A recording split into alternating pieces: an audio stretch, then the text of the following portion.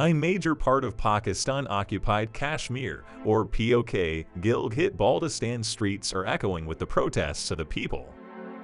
Now, I know what you're thinking, hey, haven't we heard this before? And you're right, protests in Gilgit Baltistan have become pretty common in recent years. But this time it seems things have gone too far. In so many viral videos, the people of Gilgit Baltistan are raising slogans against the Pakistani army during a huge rally. And they are demanding the reopening of the road to Kargil and other parts of Kashmir in India. By doing this, they want to unite with fellow Baltis people living in the Kargil district of Ladakh. So the big question is, what did Pakistan do to the people of Gilgit Baltistan that they want to be free from Pakistan? Before we talk more controversial stuff, don't forget to hit that like and subscribe button for more informative and interesting content on Cool Camel channel. Pakistan has once again come under the grip of Pakistan-based Taliban's terror, also known as TTP, and its fragile economy is on the verge of drowning the entire country. Due to the shortage of wheat in many parts of P.O.K, including Bagh and Muzaffarabad district, this country has come on the brink of riots. Recently, a report from the US-based Atlantic Council has claimed that Pakistan will collapse completely by 2033. Now, before we dive deeper into this topic, let's start with some basics first. P.O.K, often referred to as Pakistan Occupied Kashmir, is actually made up of two regions: Azad Kashmir and Gilgit Baltistan. Gilgit Baltistan is located between the Himalayas, Karakoram, and Hindu Kush mountain ranges and is home to 12 of the world's 30 highest peaks. But the real beauty of this region isn't just in the mountains, it's also in the diversity of the ancient communities and languages that call it home. It's bordered by Pakistan's Khyber Pakhtunkhwa in the west, Afghanistan's Wakhan Corridor in the northwest, China's Xinjiang in the north, and India's Jammu and Kashmir in the south and southeast. It's known for its extraordinary scenic beauty, diversity, and ancient communities and language with riches miles of gold, emerald, and many different strategically important minerals. But let's rewind a bit, back before 1947. Back then, there was no concept of India or Pakistan as countries, as they were about to be born following the partition of Indian subcontinent. All the provinces in Indian subcontinents were ruled by different rulers or maharajas.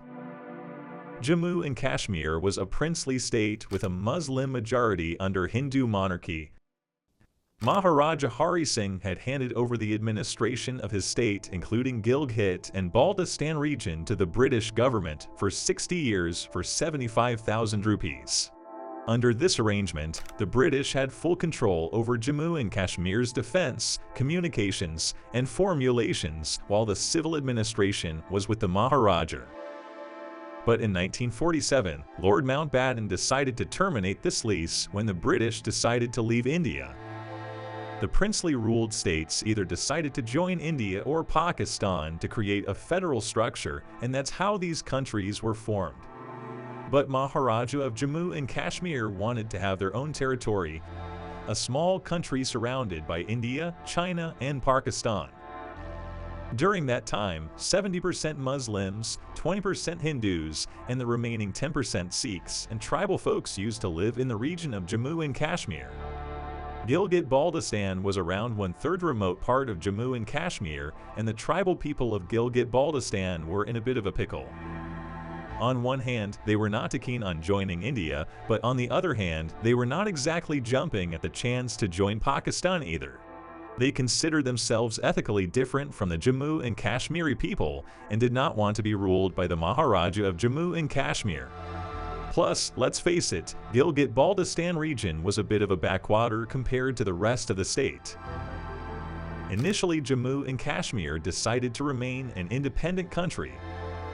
With the internal revolutions and economic hardships happening especially in the Gilgit Baltistan region, Pakistan saw an opportunity to swoop in and take control. Things took a turn for the worse when Pakistan, along with some tribal militias and terrorists, started invading and occupying parts of Jammu and Kashmir from August to October 22, 1947, under Operation Gulmarg. Due to this forceful capture of the Kashmir territory by Pakistan and local rebellions, Maharaja Hari Singh asked for Indian military assistance. India set the condition that Kashmir must accede to India for it to receive assistance.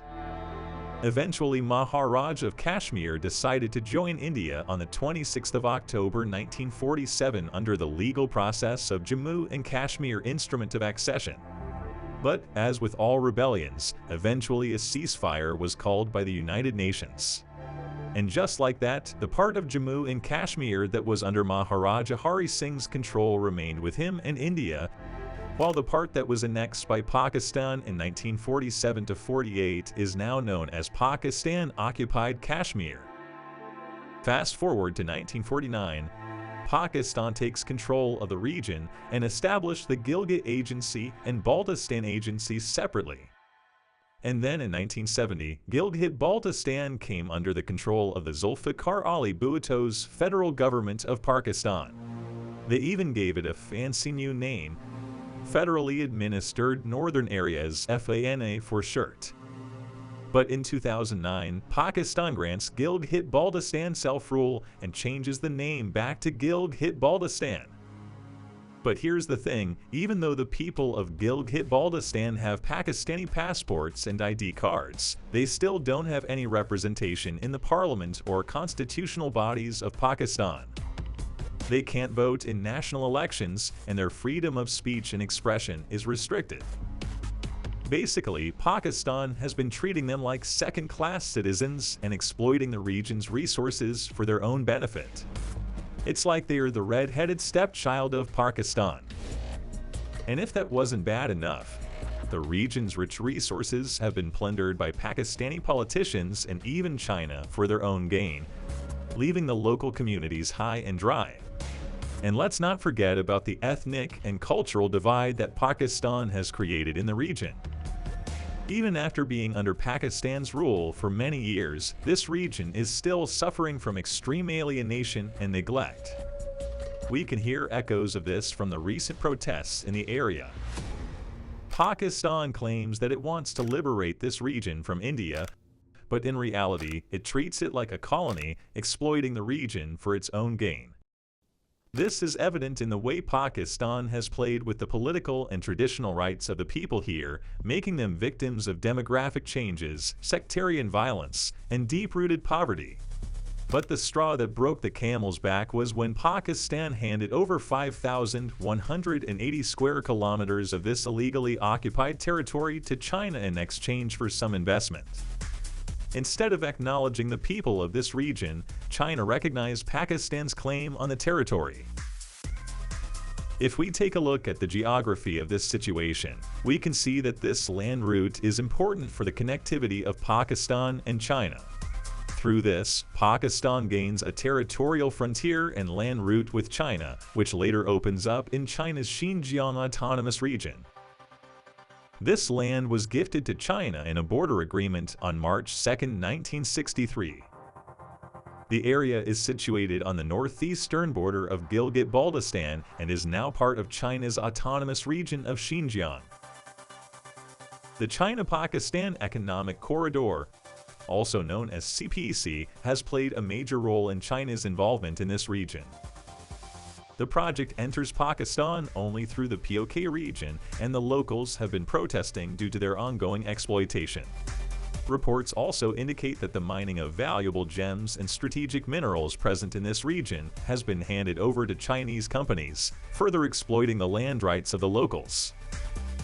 Megadams, oil and gas pipelines, and the extraction of uranium and heavy metals under the banner of CPEC is proving to be a disaster for the environment in this region. We saw an example of this last year when a glacier lake burst in Pakistan's Hassanabad, flooding a major part of the highway along with many houses and properties. Instead of improving the lives of the people, the megaprojects being built or planned in this ecologically fragile region by Pakistan and China are putting them in danger, and those who raise their voice against land theft and environmental destruction are facing the atrocities of the Pakistani army. The recent protest is an accumulation of exploitation that has been happening in this region year after year. There are 5 major reasons of these ongoing protests. First reason is shortage of food. The recent fire flared up when, after the wheat crisis from the Ukraine war, Pakistan imposed cuts on the season's wheat subsidies. From Balochistan to Gilgit Baltistan, the people are really feeling the heat. And we don't mean the weather, we mean the heat of hunger, thanks to the shortage of wheat. And if that wasn't bad enough, there's also the issue of illegal land grabs, which is the second and one of the most important reasons of these protests and riots. You know, the kind where the government just comes in and takes your land without so much to say. Now, let us give you some background information.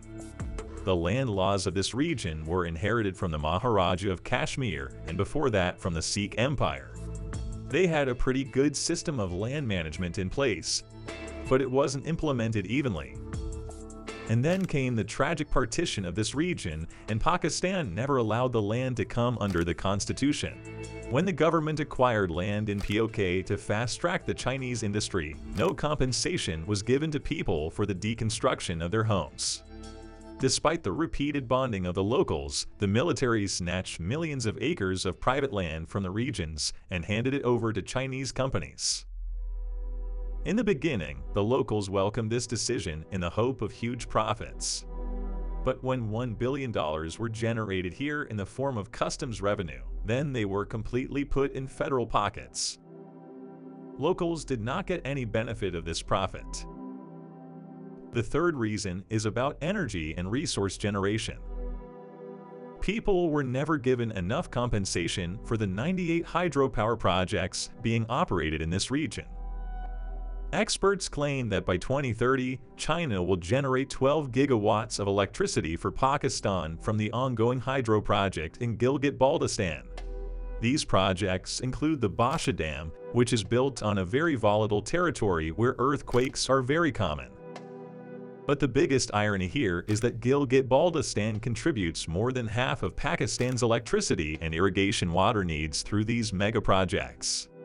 But in return, all these projects are pushing this region towards a terrible tragedy. And then there is another matter of irony that the region whose hydropower runs the entire economy of Pakistan, today the same region is facing severe power cuts.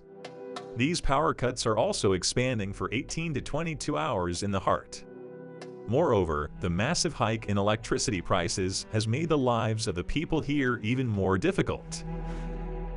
And the fourth reason. Along with the protest, it is said that recently Gilgit Baltistan Revenue Tax Bill 2022 has been reimposed in Pakistan. Today, when a mountain of economic hardships has arisen over Pakistan, so imposing tax on the people is a major concern for the people. One of the 5 reasons of the protesters is the opening of roads from Gilgit Baltistan to Kargil and Ladakh so that the people can have an all-weather route for trade and movement to India-administered Jammu and Kashmir. This is a big deal because Kargil's old road used to be a part of the old Silk Route, the trade road of Asia. Many experts say that Gilgit Baltistan's economic future can get much better if the region can get connected with mainland India through these economic routes. Some critics even say that with the economic condition of Pakistan on a downward trend, people are realizing that they can achieve some prosperity only through India, which is emerging as one of the superpowers of the region. This move would also be encouraged by China, as it would allow them to dump their made-in-China goods in Kashmir much easily. But this would not be acceptable to India at any cost because of Pakistan's history and its association with terrorism. So, what does Pakistan do in this situation?